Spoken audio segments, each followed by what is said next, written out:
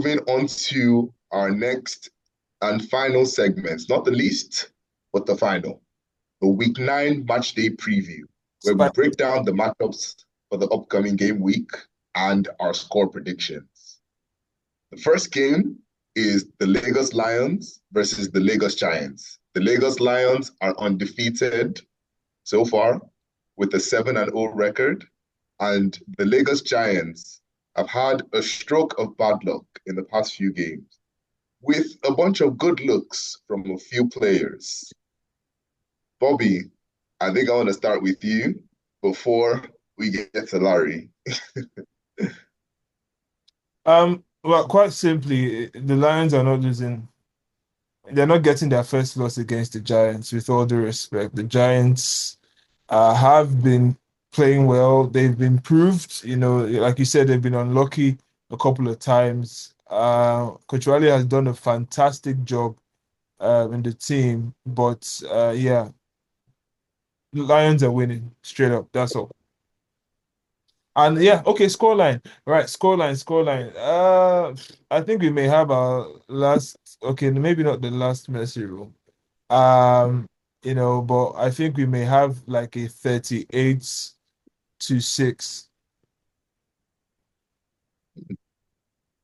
Respectable. Coach Larry, your opinion? I would say this. Um, I've been impressed this season with the Giants, and it shows you the master at his craft that Coach Wale is. The man has brought together a ragtag bunch of rookies, and right now they're doing things that are very unexpected, which shows you how good he is. But this is too soon in the calendar for you to go up against African champions and expect anything different other than defeat. What this game will be lessons learned. Just take it as lessons learned. Where do you want to be? Because you're going up against players who have represented the country at the highest level. A team that is showing you what chemistry and playing together for a while looks like, where it feels like they all wake up and think each other's thoughts. That is the level of which they play at. They are one of the most complete teams in our league as it stands. Because remember what I said to you guys about the three facets of the game: offense, defense, third, and female. They rank AAA in every category. That's why they're top of Absolutely. the. Facts. So the Giants, on the other hand, defensively they're good. Offensively, they are inconsistent because Wale, Emmanuel, there's a third QB. They run through each other. Imole as well on third and female is a rookie quarterback. So third and female, I would say they have probably two or three standout receivers if they were on offense. On defense, quite similarly, two or three standout defenders. Because they would rank more in the D category on third and female, but you're going up against Zara, you're going up against Happiness, you're going up against Blessing, you're going. It's this. The list is endless, Pretty much. and because of that, okay, I think I'll give the game to the Lions. The Lions mercy rule. I would say Giants don't score. Game 35-0. No, 38-0. Fine. 38. That's very A good scoreline. Good scoreline. For me, on the Giants side, like I said, a stroke of bad luck with good looks. And those good looks come from one player in particular, Faustina, or Frostina, and I'm not Yeah. quite sure. I know she wears number 99, which, if you're looking at it a certain way, you could say the Giants have 99 problems, but she is not one of them. I like that. I like that. I like that.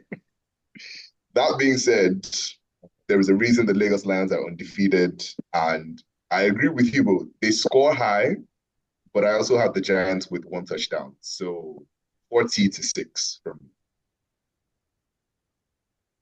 me. But Yeah. Moving on to game two, we have the Lagos Hawks versus Liquid Sports Club. Of course, both teams coming off a Mercy Row loss in the previous week. The Hawks played the Wolverines, I believe, and then Liquid played Mavericks, which resulted in a first half Mercy Row. You could say that this is a matter of playoff positioning for the Hawks, but as things stand on the table, the Hawks are way too far off in the deficits. They are currently negative and 145 points with a point differential. And even if they get 35, it still wouldn't be enough to reach the Giants. So they are locked in place. So this game for the Hawks is more about looking toward the playoffs. But I'm a calm down for a bit and let Bobby take over. What are you thinking? Bobby, Uh, before Bobby goes, actually, I want to add something. You know, something that's very interesting that a lot of us have not actually realized is how CFFL league standings is scored. So a lot of people don't realize this, but how we work is win, loss, tie. So your record is the first category. The second category is head to head, not points differential. So you might go into the final day having, for example, a three-way tie. Because if the Hawks beat Liquid, what then happens there is, and we say Lions lose to, or Lions beat Giants. Yes. What happens there is both teams finish with a 2-6 record. Yes, a 2-6. Yes. If they have the 2-6 record, because the second criteria is head to head, the Hawks advance over the Giants. However, the last team in the mix, the Mavs, have lost to the Giants but beat the Hawks. So that's what you now have going into the final day. You now have a lot of possible storylines that could be written. So what then happens is if there's now a three-way tie between the teams where each of them have beat each other, that's where points difference will now come into play. There's only one phrase that describes what is about to happen. Absolute cinema. It's absolute cinema. It's absolute cinema. I tell you. So I think probably your podcast will probably be the first place everybody really finds out about this, because all the owners know about it. But I think a lot of players have just been looking at the table and saying, oh, no. Here at CFFL, we do it based on win-loss tie, so your record first, head-to-head next, because football is a game, because it's a multiple scoring game, point differential does not matter, and it's the final category of rankings that we would actually look at. So head-to-head is the second category after your record. Yep. So Bobby, please, now that you have this information. I mean, so for me, yeah, the Hawks win. Hawks win. Well, how do I think it's gonna go? Yeah, I think Hawks win. Hawks win the game. Scoreline is gonna be 30. I think it's gonna be a messy roll. They have a lot of firepower and offense, so it's gonna be good. It's gonna be good way for them to end the season if they don't make it to the playoffs. So I think they're gonna go all out, and I'm not sure LSC is gonna have what to fight them with. Depending on who's coming, that's what we always don't know. So I think the Hawks win it, and they win it well. So we may have another 40-6 game. Nice. I can completely understand you on that, actually, and I agree with you in the sense that the Hawks will have too much for Liquid. They're a younger team, they're a faster team, they are a very well coached team.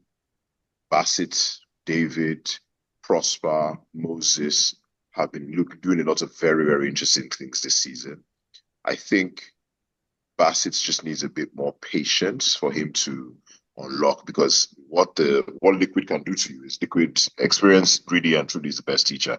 They can surprise you in certain ways with the way they line up because they are very experienced. Chewy is very experienced. Dotun is very experienced. Greg is very experienced. We're talking about, for lack of a better term, the grandfathers of this game. These people have been playing this sport since it's touched the shores of Nigeria. So yes, they do know how to throw random curveballs that you might not be ready for. But again, that female will kill Liquid. That is where they will always lose that battle. You can't go into a game with only 4 women on the field. That's not going to do you any favors. So, ladies, start coming on time. Start coming on time.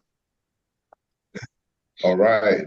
For me, I have the Hawks winning this. I've always said the Hawks are a team that capitalize on mistakes. And with Liquid, of course, you don't know who's going to show up.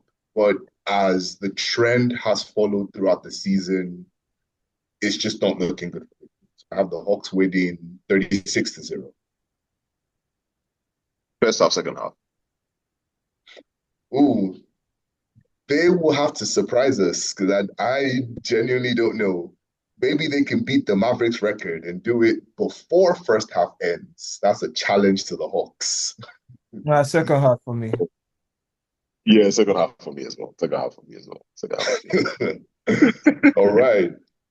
Moving on to our third game, we have what people would call an El Clasico, I think. And I'm not sure what the football equivalent is, but we have the finalists from last season making an appearance in the last game week.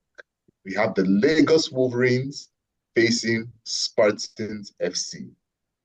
Wolverines coming off a merciless win against the Hawks, and the Spartans coming off a loss against the Titans.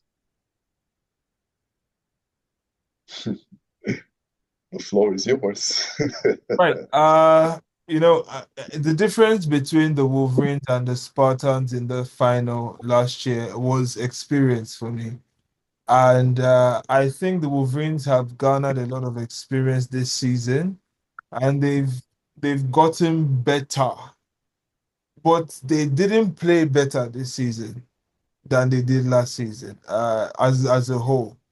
However, since they came back from their bye week, they've improved steadily, and I think it's going to be a good watch. I think it's going to be a very tough watch. Spartans, of course, just lost the game. Um, I'm gonna have to give it to the Wolverines. I think the Wolverines put out a bit too much in this game, maybe to their detriment. Looking at the playoffs, I think they give it their all. They play like everything is up for grabs. So I think the Wolverines win this game, and they win it 28-20. Okay. Okay. For me, Ooh, Larry, sorry. Before you go, there is literally less than a minute left on this call. So we're gonna have to move it sadly to a third call so that you can just have the floor to start. no stress, no stress. Okay. So Bobby, you Yeah. need to. The Wolverines versus Spartans game, I can see why Bobby said this season they've not been as good. I'll tell you the reason why, Bobby. They lost their number 1 receiver in David John, their number 1 deep threat as well. He's the big body definition of the prototype of what you call a wide receiver 1.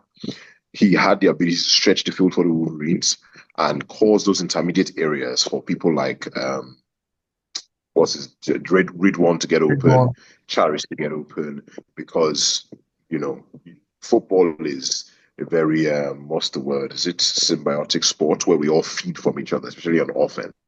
Your hole has to be created for space to open up for players to get open. You get what I mean? And David John was that. He had that element to him.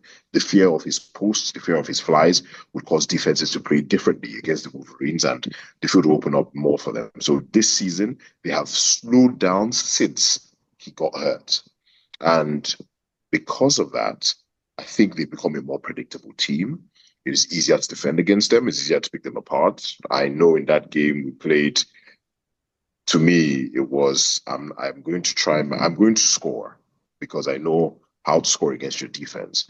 It's just, can I stop your offense? And unfortunately, my defenders just did not rise up to the challenge in key moments. And then we did throw 2 or 3 city picks that in tight games like that, they will come back to bite you.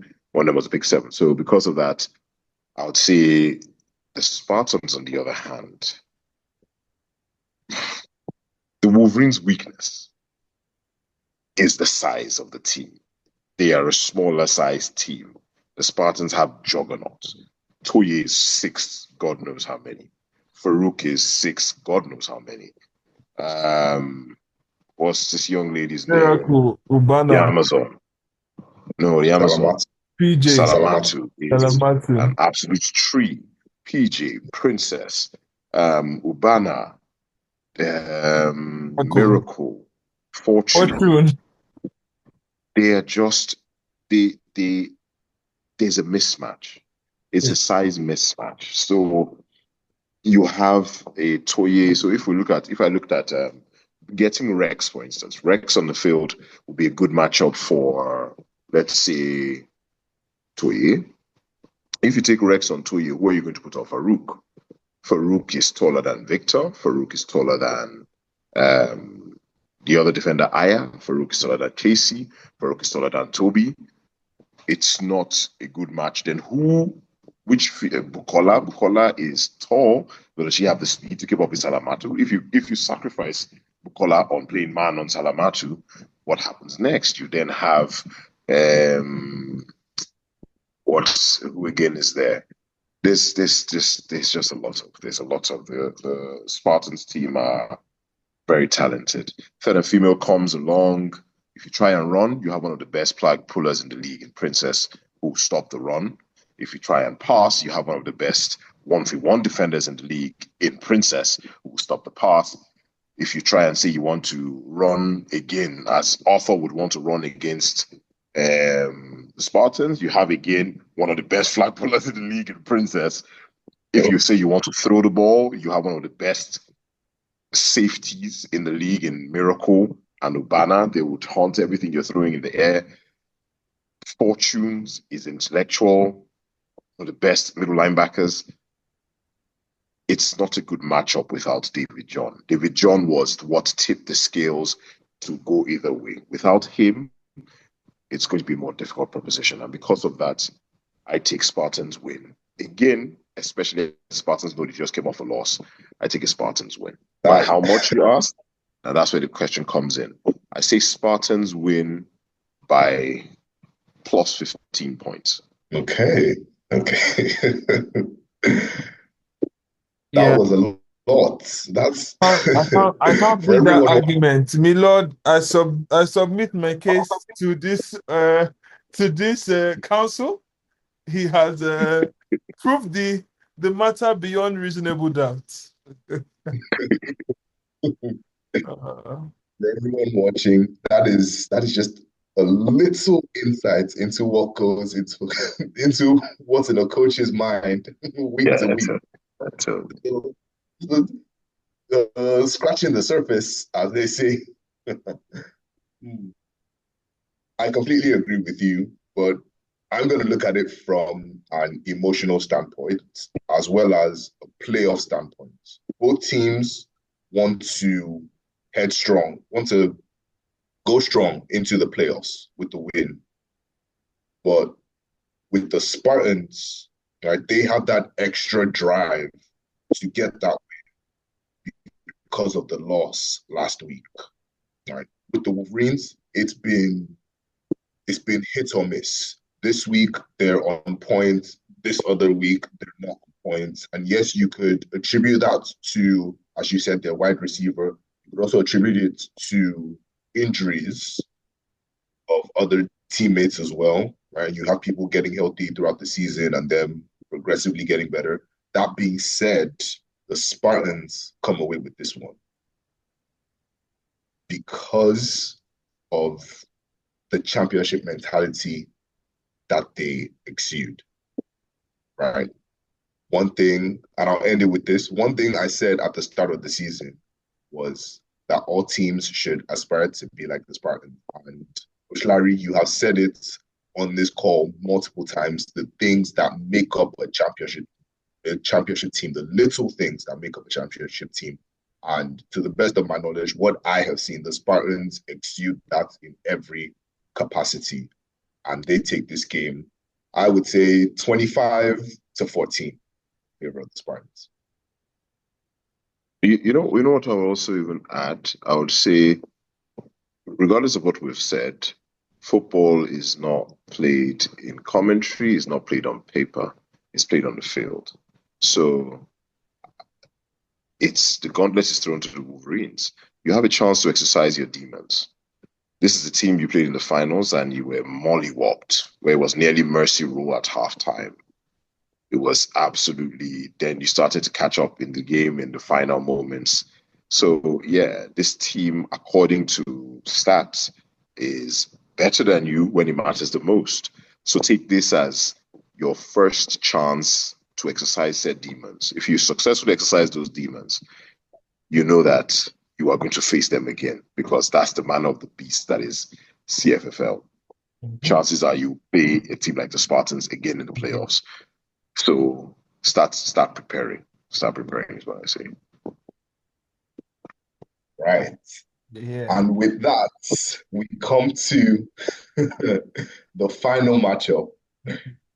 The creme de la creme, the cream of the crop, the reason for the season, as people might assume. The Lagos Mavericks face on Outlaws Athletics in the final game of TFFL Season 3 regular season. Coach Larry, we all want to hear what you are thinking. Please don't give us too much, but give us just enough. Okay. I think going into this game, you're about to play what I call one of the most complete offenses in the league. You have an experienced quarterback in Tayo Smiley. You have elite receivers in Farouk and Adams. The last gentleman, who wears number 73, can't remember his name, but he has done a lot of good things. You have arguably probably the top tier female receivers. If not, I'll say top 5. They are the top. In top 5, they're definitely in the top 5 in Priska and Golden. Golden is an absolute weapon. So, yes, it is giving me a lot of sleepless nights to prepare to play against this team. Offensively, they're an absolute juggernaut. Defensively, they are an even bigger nut to crack because experience exudes from top to bottom on that team. Suliat at the rush, she's been very, very prolific. A sprinter, so she knows how to get to the quarterback. Biggie, very seasoned MLB. Great flag puller, has a good understanding of the game. PJ, again, is one of the, sorry, not PJ, I apologize. Winner is, again, a veteran in this game. She has played with many, many top organizations. She understands positional football very, very well. The other corner, I can't remember what her name is, or the outside linebacker, I can't remember what her name is, but she's a very good flag puller. She's diminutive in size. She's not going to challenge the pass. She's not going to go for a pick, but she loves a good flag pull. So a lot of your running plays will be stopped. A lot of your easy short outs or comebacks, she'll get to that flag. Then you have those 3 absolute beasts in Zubi, in Kiki Lion, and in Obed, or whoever it is they decide to put at safety. They do like to play a cover 3 scheme a lot. I do know that. They will metamorphose into many, many things. They might play zone match. They might play a man. They might play cover 2. They might play cover 3 because of the man that is Kitoye, and he's a mad scientist. So people, his glasses are not just for fashion. The man is a mad scientist. I know he's going to be in that lab as well as I know I'm going to be in that lab. Third and female is another absolute problem because, again, like I said, you have one of the, I'm going to say this without even blinking, top two female quarterbacks in the game currently. Priska is one of the top two female quarterbacks in the league currently. I can say it without losing any wink of sleep. Golding, again, like I said, one of the best receivers. Maimuna is active. The girl has shown incredible poise this season, has made tough catches in situations where you would never have expected her to catch the ball. Sur is, again, she's a vet in this game and has had a lot of completions. Joy, Winner plays offense. Again, Bazooka Bazooka is the prototype, one of the best corners. She was who I was thinking of. So that just shows you the amount of talent and the amount of time and effort the Outlaws put into it. They're an absolute stacked team. Going into it against a team like this, what you have to understand is do not let the game get away from you fast. You have to remain in that game as much as you can. You have to understand that, yes, the swing, because they are mentality monsters. I remember last season, we were up, I think, by 25 points going into the halftime break and ended up losing that game by 3 points. That is how they will never say die. So you have to always remember, if you're up, it's not done. If you're down, it's not done. You just have to keep going because these guys, these players that they have the ability to just say, you know what, let me put the team on my back and decide to be unplayable on the day. So for me, going into a game like that, I have to understand game swing. I have to understand how momentum is shifting and how to adjust that momentum. Not be scared to make any call that's crazy to my team. You have to be ready to make calls because Smiley is too much of a veteran quarterback that you can't play the same defense against him. You can't stick to yourself that you're going to go out there and be in cover three and not expecting to cook your cover three. The Titans saw that very aptly when he scored 33 points. Third and female, they get onto the field. You have a QB, a dual threat QB who can throw the ball, who can pass the ball. Again, do not be scared. Whatever it is, you can't keep the coverage the same. Akintoye will tell her where to exploit. She will find a way to exploit because she's a bowler. So that is going to be the game plan into the game. Play without any fear. Play without any bit of reservation. And no call is too crazy to call because that's the kind of game you're going to get into. And then we'll see how the game looks at the end. Again, like I said, once the final second goes, I'm not even going to be looking at the scoreboard. I'm just going to be, it's a slugfest. We're going bar for bar, punch for punch. That's the energy we're going into that game with. Right. Okay. So that was that was a lot. We are not going to burden you with predicting a score line. On the flip side, we're going to take your information and have our predictions from everything that you said. So, Bobby, would you like to go first?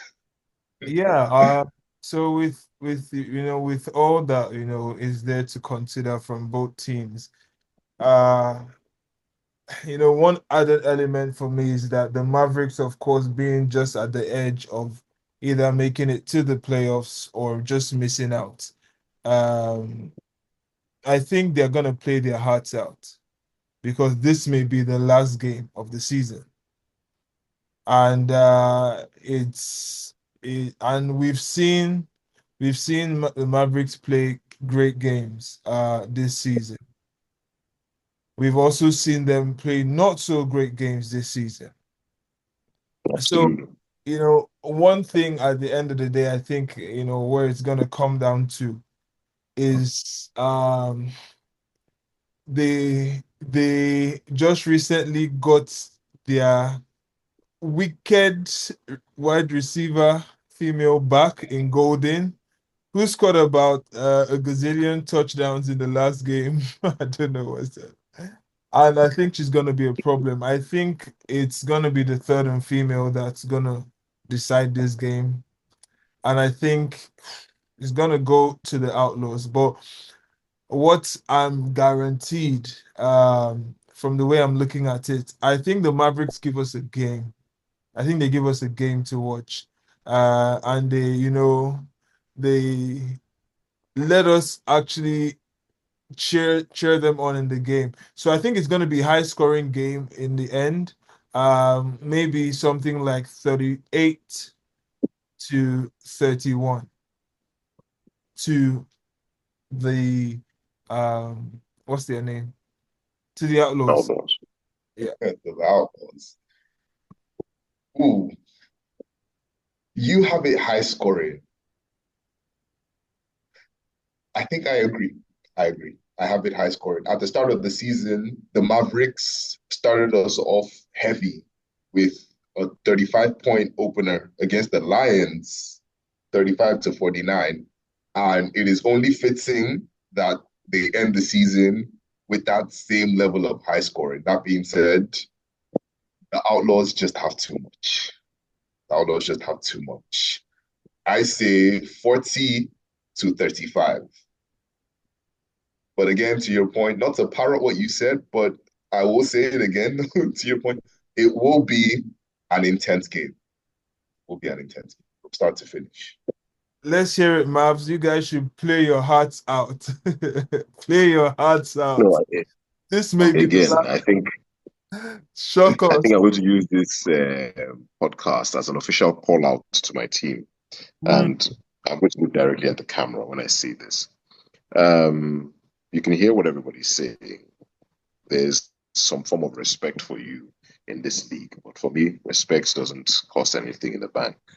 Respect does nothing. You have to earn respect, and at the same time, it costs nothing. So, no matter what all the words have been said, where you're going to be high scoring, you still have to do what you have to do.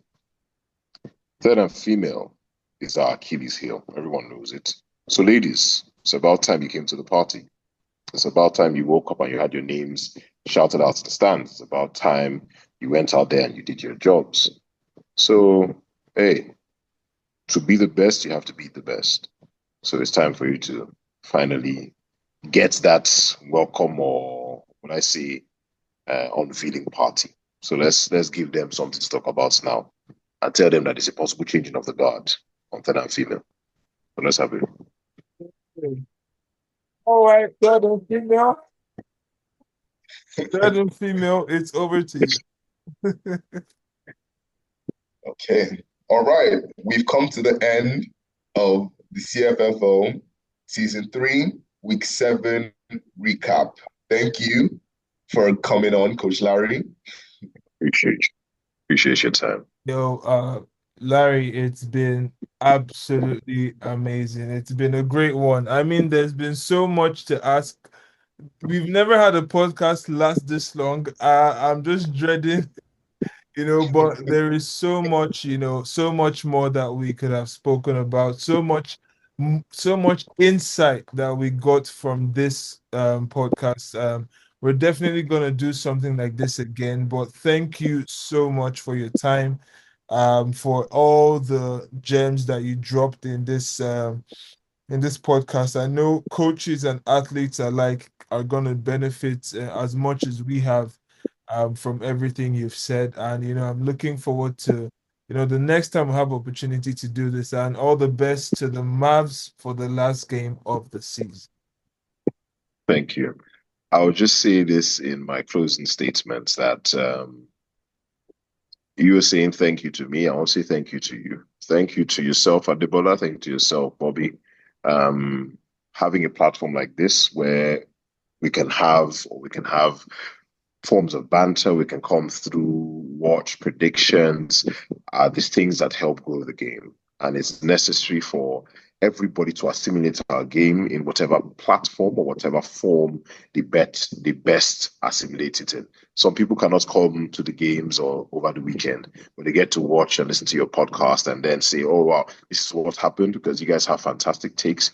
You guys have very in-depth analysis. Your knowledge of the game is something that should not be glossed over at all. You guys have shown in one, the questions you've asked, two, from day one. I've always said it that this is a podcast where people are learning about the game, and honestly, I'm grateful for you guys, and I want you guys to understand that we are thankful for you.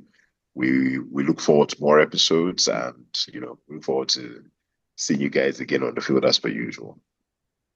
Yo, appreciate it. Thank you so much, Larry. Great stuff coming from you. Thank you very much. Awesome. Thank you, everyone. This has been All About CFFL, brought to you by All About Mag, all sports, all the time. Make sure you like, comment, subscribe, and just share our stuff. From the three of us this time, it's been real. Have a good night. Peace out. Amen.